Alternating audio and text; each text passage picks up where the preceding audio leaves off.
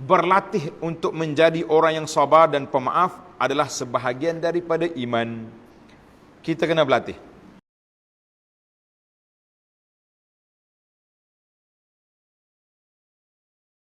Orang yang tak mau berubah, sama ada dia takabur, sifat dia takabur, dia tak mau berubah.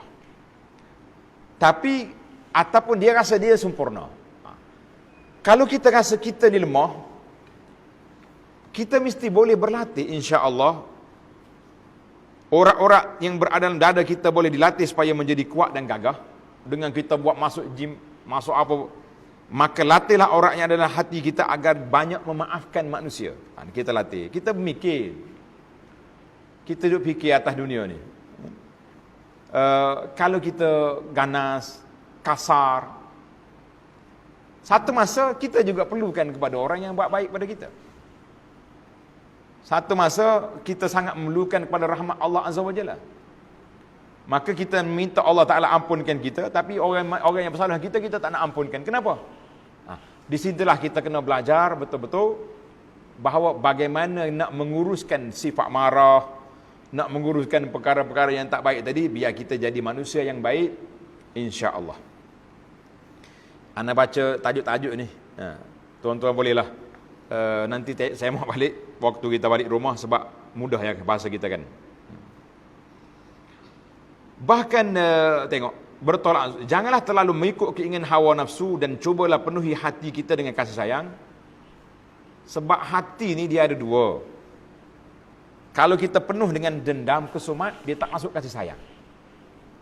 Dalam bahasa orang mengaji ilmu tentang hati, dia panggil ilmu al-qulub. Ada dua perkataan yang hampir sama, beza titik. Yang pertama dia panggil takhliyah dengan kha. Takhliyah, kha. Yang kedua tahliyah, ha tak ada titik. Boleh tulis. Takhliyah maknanya kita kosongkan bekas kita ni. Contohnya gelas ni dah ada air, kita kosongkan. Baru boleh isi yang baru. Sama juga hati ni kalau penuh dengan dendam, kesumat, penuh dengan hasad kepada orang, macam mana kita nak isi sifat lemah lembut, sifat kasih sayang, sifat, tak mungkin. Jadi kita kena kosongkan yang buruk, baru masuk yang baru.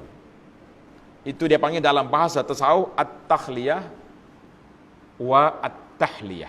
Kosongkan, isi. Maknanya bila kita nak berlatih, kita ingat kepada hadis Nabi sallallahu alaihi wasallam. Nabi kata apa? Innallaha la yanzuru ila suwarikum wa amwalikum walakin yanzuru ila qulubikum wa amalikum. Allah SWT tidak tengok kepada bentuk rupa kita, comel ke uduh, tinggi ke rendah, hitam ke putih. Tak tengok juga harta kita berapa juta, kita punya projek ada, aset kita besar mana. Tetapi Allah Ta'ala tengok kepada hati kita dan amalan kita.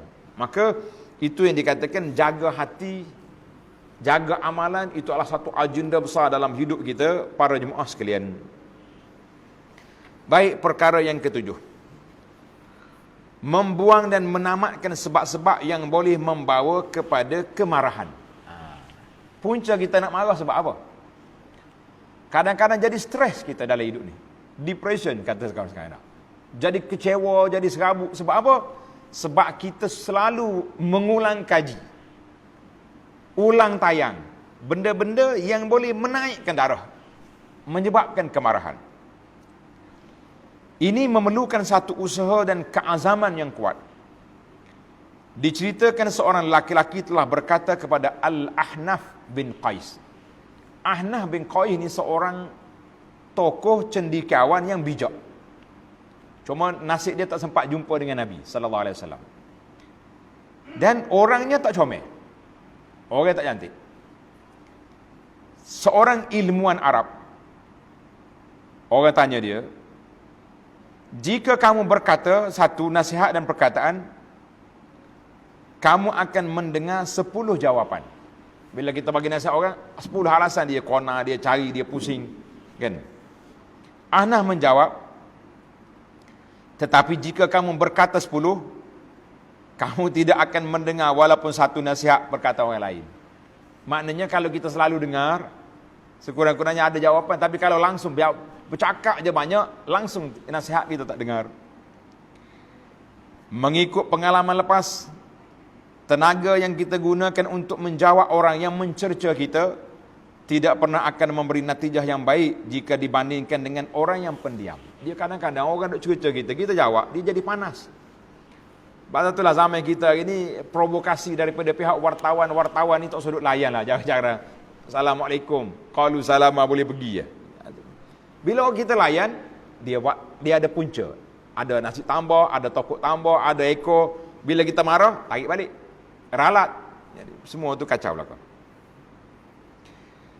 Sesungguhnya dengan bersikap diam, kita telah menjaga lidah, waktu dan hati kita. Oleh sebab itulah Allah telah berfirman kepada Sayyidah Maryam. Maryam ni dia beranak, tak ada ayah, tak ada bapa, Nabi Isa. Allah Ta'ala bagi karamat pada Maryam, mukjizat pada Isa, lahir tanpa ayah. Biruhim min. Ruh Allah Ta'ala yang beri anugerahkan. Maryam mengandung tanpa bapa. Jadi bila balik, terkejut habis orang, Maryam. Kalau kita orang Kelantan ni sedap, Mek Ye. Tak, Mek Ye tak. Mari mana ni baby ni? Oh sudah. Kalau Maryam jawab hak ni pula kena jawab. Mari orang lain pula jawab. Maryam kata apa? Inni nazartu lirrahmani sawma. Aku dah bernazar tak mau bercakap hari ni. Buat puasa. Puasa cakap. Falan ukallimal yawma insiya. Aku tak bercakap. Habis? Ni budak ni, mu tanya dia lah. Tanya baby.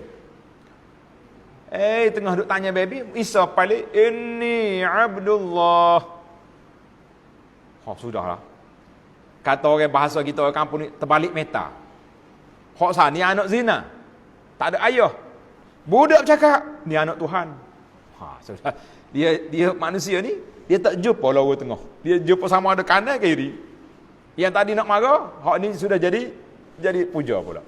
Jadi terbalik habis. Ada kalanya begitulah. Sibuk mengeluarkan kenyataan, membalas, menjawab dan membantah kata lain cuma akan merosakkan hati. Keburukannya lebih banyak daripada manfaat. Cuma kita kena tengoklah. Kadang-kadang orang beri itu bukan kutuk. Bukan semua orang yang marah pada kita, tegur kita tu tak musuh. Tak. Orang yang menganggap semua teguran, nasihat itu sebagai musuh, itu sifat munafik. Allah gambarkan dalam Quran, yahsabuna kulla sayhatin alaihim. Semua apa yang orang cakap itu, dia kata musuh. Kita sebagai seorang Muslim kena insaf. Kita tahu bahasa musuh dengan bahasa kawan. Sahabat kita tegur kita baik-baik melalui WhatsApp secara senyap, PM, personal, peribadi, seorang-seorang. Takkanlah kita nak kita nak kata musuh. Dia tegur baik-baik. Kita pula pergi serik, letak di Facebook, tengok kawan sendiri pun subhanallah. Sepatutnya kita terima kasihlah saudara kerana telah memberi kepada saya nasihat yang menyebabkan saya insaf. InsyaAllah saya ulang kaji balik, saya rujuk balik, saya semak. Mungkin waktu setakat tadi saya tersalah. Baru sedap. Ini tak semua orang tegur dia musuh. Semua bila nak jadi? Maka kita kena cakap, bukan semua benda tak boleh jawab. Bukan semua benda orang kata kita salah, tapi kita kena fikir, tengok, tapi